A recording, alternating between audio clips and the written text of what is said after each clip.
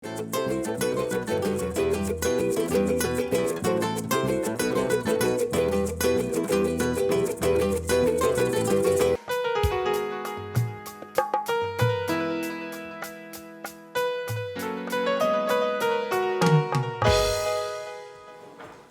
Back ladies and gentleman, you watching the morning star. एक बार फिर आपको शो में खुशामदीद कहते हैं। अभी पिछले वेडनेसडे को था वर्ल्ड आर्थराइटिस डे। आप लोग जानते हैं कि हम हमेशा चाहते हैं कि हमारे कंधे मजबूत हो ताकि हम उस पर जिंदगी का बोझ उठा सकें, और आपके कंधे मजबूत करने के लिए आज हमारे साथ है one of the best sports surgeons in the country and I must say in the world as well. हमारे साथ है डॉक्टर उमर भट्ट, बेहतरीन ऑर्थोपेडिक सर्जन है। कैसे डॉक्टर साहब? अल्हम्दुलिल्लाह, खैरियत से? अल्लाह का डॉक्टर साहब आपको मूड अच्छा नहीं लग रहा? नहीं बिल्कुल ठीक है। Just tired of travelling. देखिए डॉक्टर साहब, मुझे वैसे पता, are you a morning person? Yes हमेशा से, शुरू से, बिफोर स्टूडेंट लाइफ से? हाँ, I won't say student life but professional life.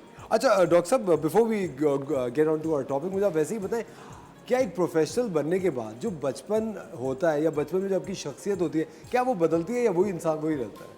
I think ये बदलती तो है, इसमें कोई शक नहीं कि इंसान एज के साथ साथ अपनी पर्सनालिटी को चेंज करता है।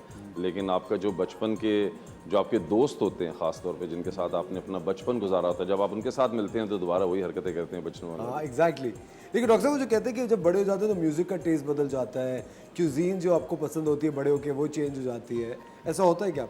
ज़ाहिर बात है, आप इंसान क्या बदलता नहीं है। जब बचपन में जो हमें चीज़ें पसंद थी, जब हम एडल्ट हो गए हमें वो नहीं पसंद। जो बचपन में हम जिस टाइप के खाने खाते थे वो आज हम उस तरह का शायद उतना एंजॉय नहीं करते। तो human being, this is evolution of life, evolution of a human being. Doctor साहब, मुझे यही सोच आती है कि एक वक्त ऐसा था कि कार्टून्स इतने ज़्यादा पसंद होते थे, टॉम एंड जेरी इतना देखते थे, पता नहीं वो कौन सा वक्त है जब एकदम से सब खत्म हो गया और एकदम से हम लोग एक टेलीविजन देखना शुरू हो गए, ड्रामों पे आ गए, अजीब सी चीज़ होती है। खैर, मूविंग ऑन। डॉक्टर साहब, मुझे आप बात आपसे आज पूछनी है, वर्ल्ड आर्थराइटिस डे जैसे कि अभी गुजरा, आप जानते हैं, क्या कोई भी जॉइंट पे आर्थराइटिस हो सकता है? जी बिल्कुल। आर्थराइटिस का मतलब होता है कि जोड़ के ऊपर अल्लाह ताला ने जो कार्टिलेज लगाया है उसकी थिकनेस कम हो जाए और जो उसके नीचे सरफेस है जिसको बोन कहते हैं वो एक्सपोज हो जाए। इस प्रोसेस को कहते हैं आर्थराइटिस। तो आर्थराइटिस किसी भी जॉइंट जिसके ऊपर कार्टिलेज लगा हुआ है उसको इफेक्ट कर सकता है। लेकिन इंसान के जिस्म में सबसे कॉमन जॉइंट जिसको आर्थराइटिस इफेक्ट करता है वो होता है नीज, हिप्स, एंकल, शोल्डर, एल्बो। लेकिन कॉमनेस्ट हिप और नी होगा। अच्छा डॉक्टर साहब, क्या बहुत टाइप के भी आर्थराइटिस होते हैं? हाँ, आर्थराइटिस के मुख्तलिफ टाइप्स होते हैं। जिस तरह अगर उसको बेसिक फंडामेंटल कैटेगरी में डिवाइड किया जाए तो एक आर्थराइटिस वो है जो नेचुरल होता है, किसी को आज तक उसकी कॉज पता नहीं चल सकी, जिसको हम कहते हैं ऑस्टियो आर्थराइटिस, जो बहुत आपने कॉमनली सुना होगा, हर एक को आर्थराइटिस हो गया। आज तक पूरी दुनिया में रिसर्च कोई बता नहीं सका कि रीज़न क्या है कि मुझे आर्थराइटिस होगा, मेरे भाई को नहीं है, या मेरे वालिद को नहीं है, मेरी वालदा को हो गया। एक आर्थराइटिस होता है जिसके अंदर रिमाटॉइड की वजह से होता है, जिसको कहते हैं ऑटो इम्यून डिजीज़, जिसको उर्दू लैंग्वेज में शायद गेंटिया कहते हैं वर्ड।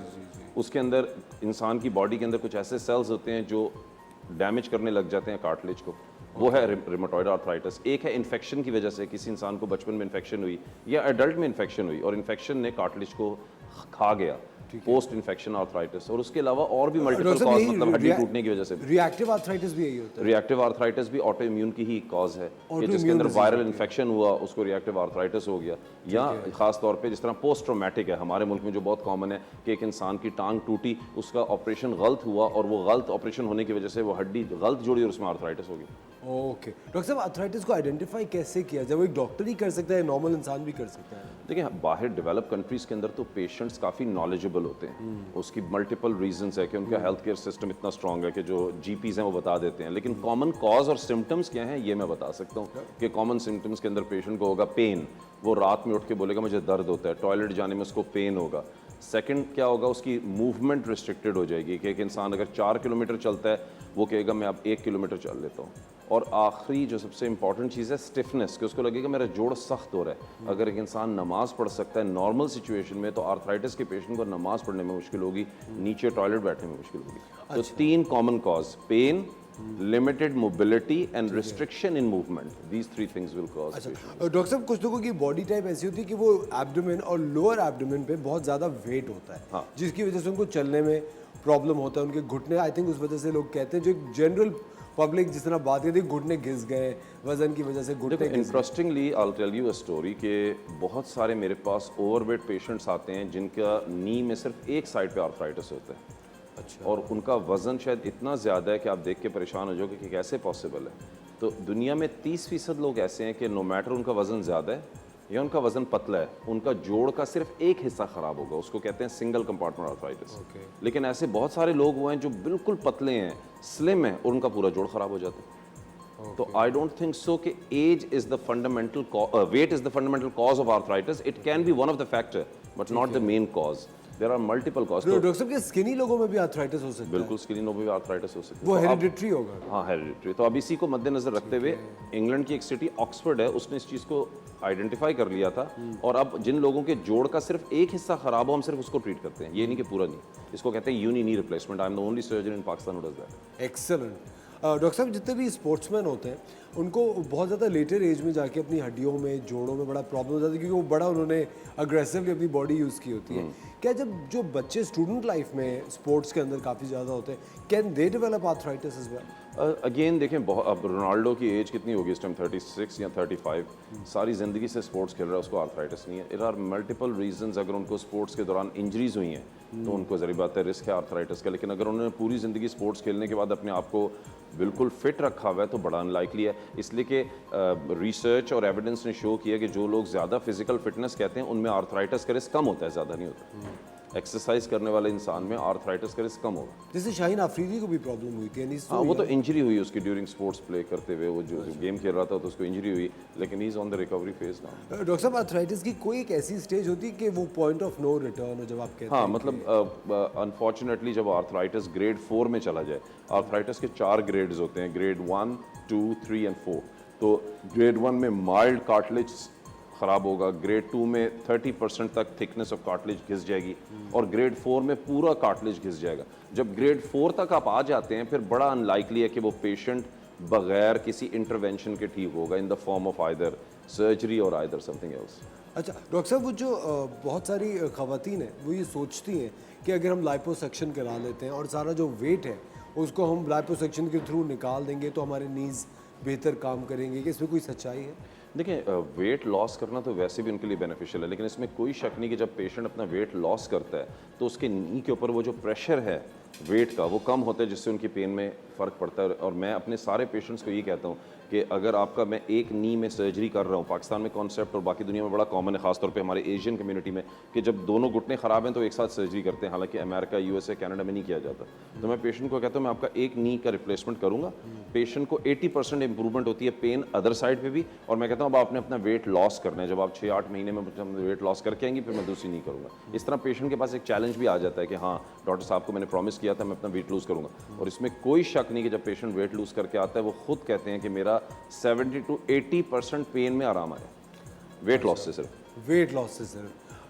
देखें, इसीलिए मैं आप सबसे कह रहा होता हूँ कि अपनी डाइट को हमेशा बैलेंस रखें ताकि आप ज़्यादा मसलों में ना पड़े। डॉक्टर साहब, जब नी रिप्लेसमेंट करते हैं या वो जो नीज़ का जो ऑपरेशन करके उनको सही करते हैं, उसके बाद क्या आपकी ज़िंदगी बिल्कुल पहले जैसी हो जाती है या चलने में थोड़ा सा प्रॉब्लम होता है? क्योंकि जब लोग देखते हैं वो कहते हैं यार लोहा लग जाएगा घुटने में, चलेंगे तो क्या होगा, एक जो प्री कंसीव नोशन। देखिए असफर, इंग्लैंड के अंदर 100,000 नी रिप्लेसमेंट साल की होती हैं, यूएसए में 3 lakh.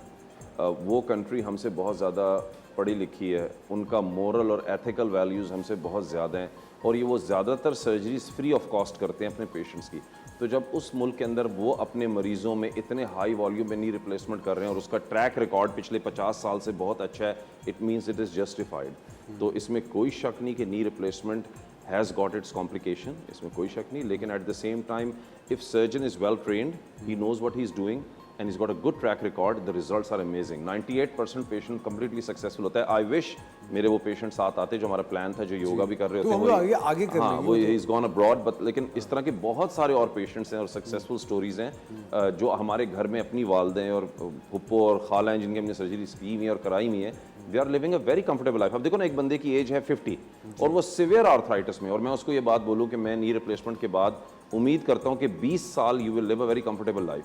That's a very good offer to someone, giving him 20 years of comfortable life comparing to those who will stay in pain, कि दर्द में रहें 20 साल, उससे बेहतर है वो कहते हैं। और मैक्सिमम आज के दौर के अंदर, अब तो इंग्लैंड में मैं रोबोटिक्स नहीं करता हूँ, रोबोट से, पाकिस्तान में तो हम खुद अपने हाथ से करते हैं, तो अब तो नी रिप्लेसमेंट मैक्सिमम 40 मिनट्स में हो जाती है। 40 मिनट्स में? यस, 35-40 मिनट्स में क्या डन द जॉब। बात है, अमेजिंग। देखिए जी, मेडिकल साइंस कहाँ तक पहुँच गई। डॉक्टर साहब, नी रिप्लेसमेंट के बाद प्रिकॉशंस क्या? ज़्यादातर पेशेंट्स को ये बताया जाता है कि पहले 3 से 4 हफ्ते आपने ज़रा इजी रखना है अपनी नी को, आइसिंग करनी है, आपके दर्द में फिजियोथेरेपी इज़ पैरामाउंट। बहुत सारे पेशेंट सर्जरी के बाद घर चले जाते हैं, फिजियो नहीं करते। Physio is as important as surgery, और हमारी टीम रेगुलर फिजियो करती है पेशेंट्स को। 4 वीक में मैं पेशेंट को कहता हूँ गाड़ी चला सकते हैं, सीढ़ियाँ चढ़ सकते हैं। 3 महीने में patient can do whatever he wants. ओह वाह। और डॉक्टर साहब, यही चीज़ एल्बोज शोल्डर्स के लिए भी? डिपेंड करता है कि आप किस टाइप की सर्जरी कर रहे हैं। जरिए पता है, शोल्डर और एल्बो की बायोमैकेनिक्स काफ़ी डिफरेंट है। नी पे आप वजन डाल के चल रहे हैं, शोल्डर पे आप वजन डाल के चलते नहीं हैं। लेकिन शोल्डर की सर्जरीज के रिजल्ट्स काफ़ी डिफरेंट हैं नी और हिप्स के मुकाबले। अच्छा डॉक्टर साहब, यानी नी रिप्लेसमेंट के बाद रनिंग हम दोबारा नहीं, नी रिप्लेसमेंट के बाद आप रनिंग नहीं कर सकते, लेकिन पार्शियल नी रिप्लेसमेंट जो मैं कह रहा था बात, जिसमें जोड़ के ऊपर आप आधा कवर लगाते हैं और अल्लाह का बनाया हुआ नी जॉइंट 70% आपकी बॉडी में रहता है, उसके साथ आप रनिंग कर सकते हैं। नी रिप्लेसमेंट के बाद आप रनिंग कर पाएंगे, ये नहीं कि नहीं कर सकते, लेकिन जो बीच में हमने प्लास्टिक रखी होती है जो बहुत ही हाई क्वालिटी की, उसके टूटने का रिस्क बढ़ जाएगा।